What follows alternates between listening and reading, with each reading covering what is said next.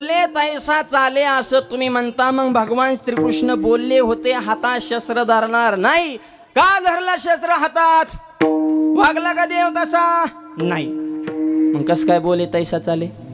तो कोबर आहे म्हणले, ऐक तुझा प्रश्न बरोबर आहे पण उत्तर ऐक. जसं तू म्हणतो भगवान श्रीकृष्ण बोलले तसं वागलं नाही, कारण देव बोलले होते हातात शस्त्र धरणार नाही. तू फक्त देवाचं एवढं एकच बोलणं ऐकलं का? देव अजूनही एका ठिकाणी मोठ्या आवाजामध्ये बोललेले आहेत, यदा यदा हि धर्मस्य ग्लानिर्भवती. माझा अवतार धर्म रक्षण करण्यासाठी आहे आणि धर्म रक्षण करण्यासाठी मी कोणत्याही थराला जायला तयार आहे, हे सुद्धा भगवान श्रीकृष्ण बोललेले आहेत. आणि मी धर्माची संस्थापना करीन, हे देवाचं मोठं बोलणं आहे. आणि मी हातात शस्त्र धरणार नाही, हे देवाचं छोटं बोलणं आहे. मोठ्या बोलण्यापुढं या छोट्या बोलण्याचा निभाव लागू शकत नाही. अवतार कशासाठी घेतलाय तर मी धर्माची संस्थापना करीन, हे सुद्धा भगवान श्रीकृष्ण बोललेले आहेत. म्हणून शब्दाच्या पातळीवर जरी तुला खोटं वाटत असेल तरी तत्वाच्या पातळीवर आणि अस्तित्वाच्या पातळीवर भगवान श्रीकृष्ण जे बोलले की मी धर्म संस्थापना करीन, त्याच पद्धतीनं वागले, म्हणून त्याची वंदे पाऊले.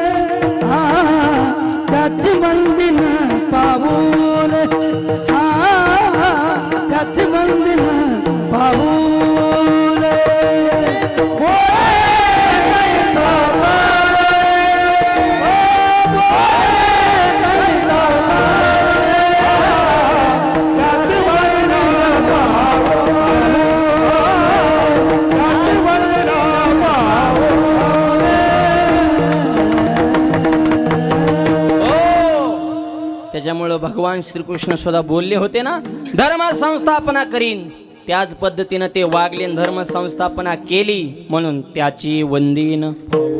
मोठ्या बोलण्या बडे छोट्या बोलण्या, बडे बडे शहरों में छोटी छोटी बातें होती रहते. त्या पद्धतीनं हा न्याय आहे की मोठ्या बोलण्यासाठी छोटं बोलणं देवाला झाकावं लागलं, पण खरं जे बोलले तसंच चाले, बोले तैसा चाले. म्हणून कृष्ण वंदे जगद्गुरु, त्याची वंदीन पाऊल. आता एक वाक्य सांग का, बोलू नका. बोले तैसा चाले, मी तर म्हणतो सध्या हा अभंग कलियुगात बसूच शकत नाही, कारण कुणीच नाही हो. बोले तैसा ही होऊच शकत नाही. राजकारणाच्या बाबतीत तर कठीणच आहे. कर्जमाफी म्हणले, पोलीस भरती हे नाही बरं का, ह्याच्या आधीचे सरकार सगळे सारखेच आहेत. बोले तैसा चाले हे तिकडे लागूच होऊ शकत नाही, हे फक्त संप्रदायात लागू होऊ शकतं. तुका मने अंगी व्हावे ते तरीच महिमान, म्हणून तुका बरं म्हणे, बोले तैसा चाले, बोले तैसा चाले, तुका म्हणे तो अमोल, तुका म्हणे तो अमोल.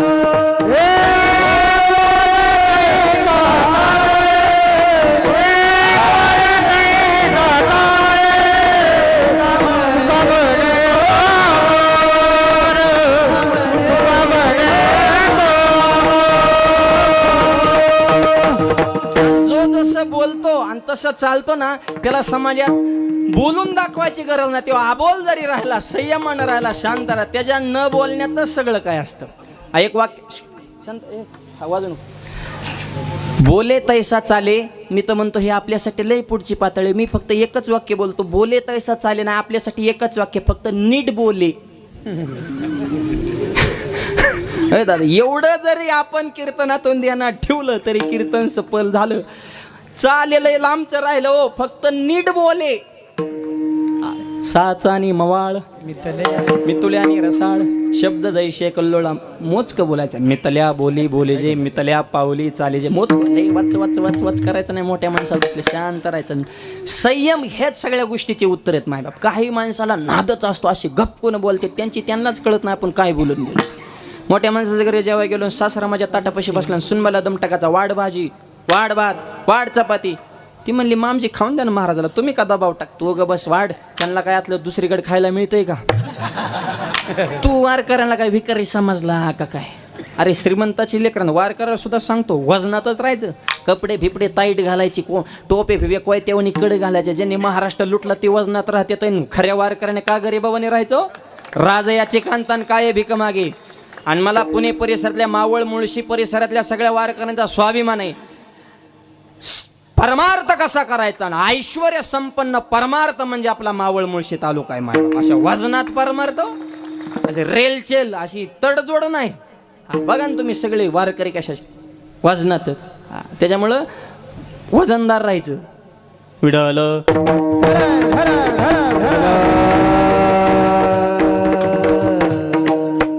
बोले काय बोलावं. तुकोबा म्हणजे आम्ही दुसरं बोलतच नाही. बोलण्याची नाही आता देवाविना काही.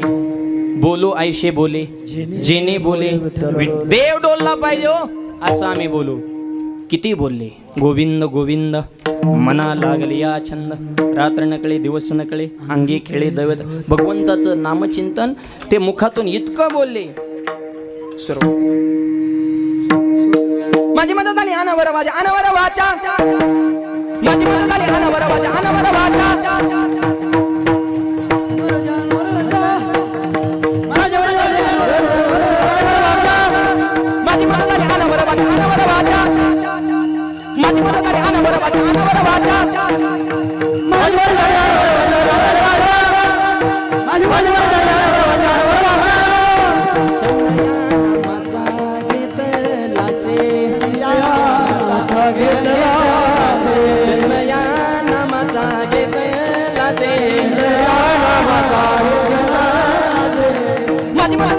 वाचा अनावर वाचा. माझी मदत आली माझी मदत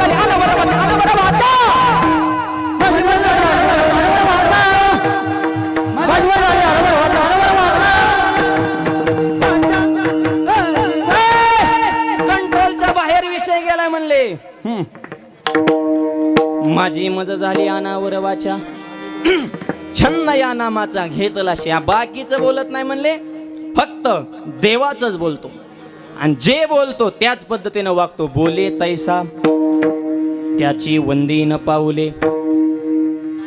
बोलणं सोपं, वागणं अवघडे. आणि तो कोबरा म्हणले तसं जर एखाद्याने करून दाखवलं, तुका म्हणे करुणी दावी, तुका म्हणे करून दावी, तुका म्हणे करुणी दावी, त्याचे पाय माझे जीवी, त्याचे पाय माझे जीवी. तुका म्हणे करुणी दावी, त्याचे पाय माझे जीवी. नवे वैराग्य सोपारे, नवे वैराग्य सोपारे.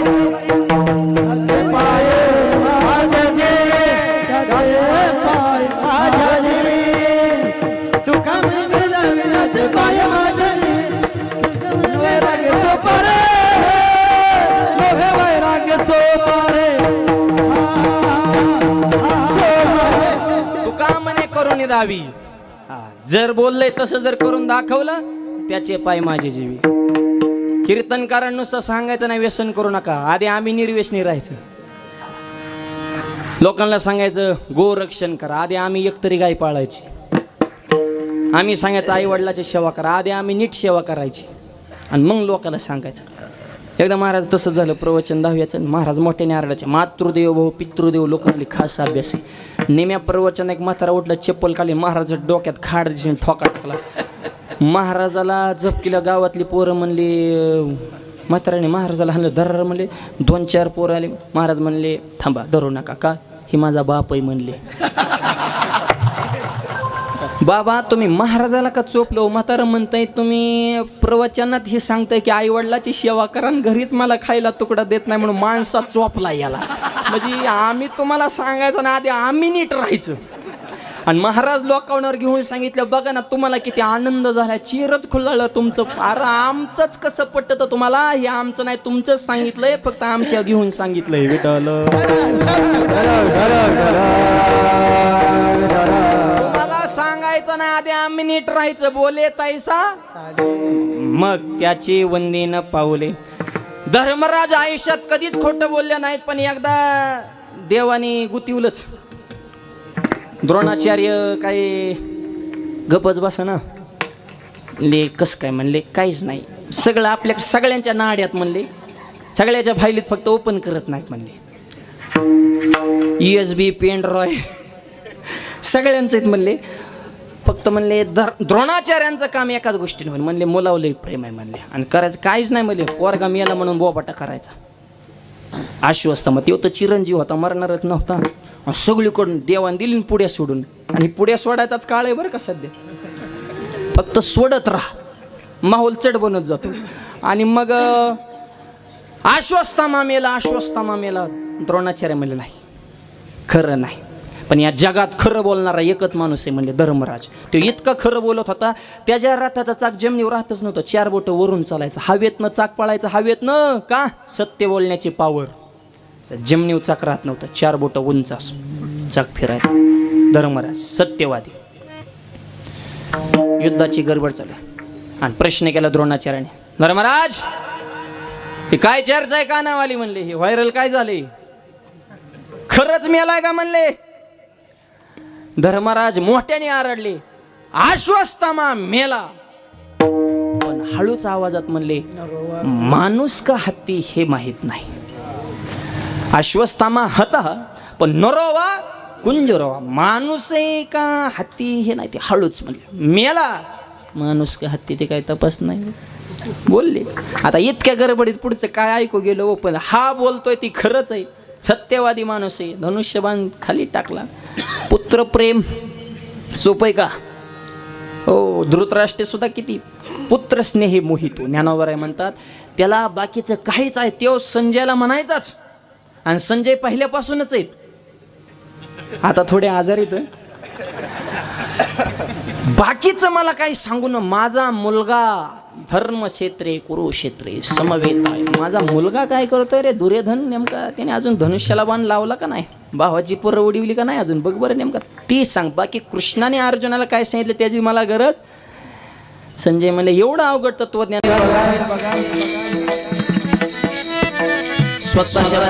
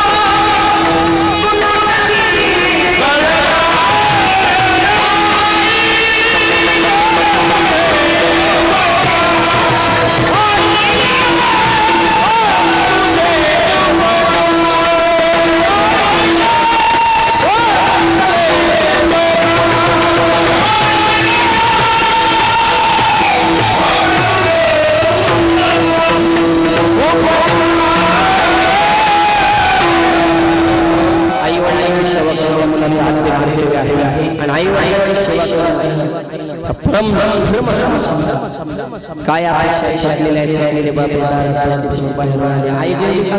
बाबा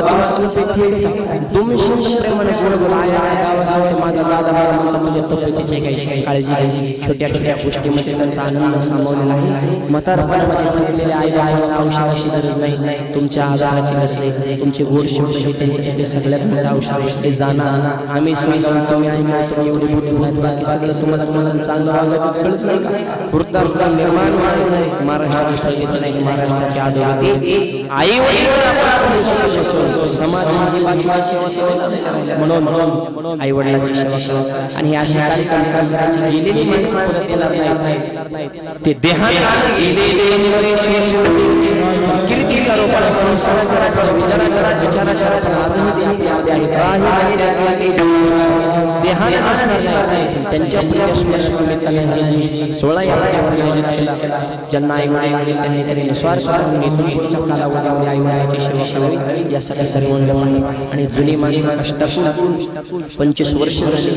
त्यांच्या आईचे विशेष मानवलं की पतिदेव नसताना सुद्धा मुलांवर संस्कार करून शिक्षणामध्ये सगळ्या गोष्टींमध्ये मुलांना परिपक्व करून आज एवढा वैभव आमच्या सुनील निर्माण स्वतःची 4-5 कंपन्या आहेत सॉफ्टवेअर असतील विविध क्षेत्रामध्ये.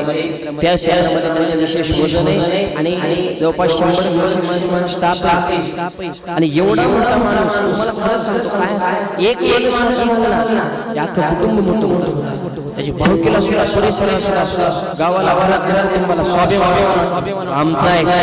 एक माणूस मला त्या कुटुंबाची समाजामध्ये मदत असते आणि एकामुळे पुढे भाऊबंदी असते परिसर कुटुंब असतं समाज सगळ्या परिसरामध्ये कुटुंबाचं वजन वाढतं. आणि विशेष आल्यापासून पाहिलं की एवढं असून सुद्धा पाय जमिनीवर झाड किती वंत जातं आणि आपली मुळं जमिनीला घट्ट रोवून ठेवतं आणि ज्याला वर जायचं आहे खालून मुळं घट्ट ठेवायचे ज्याचे पाय जमिनी आहे कोण मुळत नसतो. पाय हवेत तर पडायचे पाय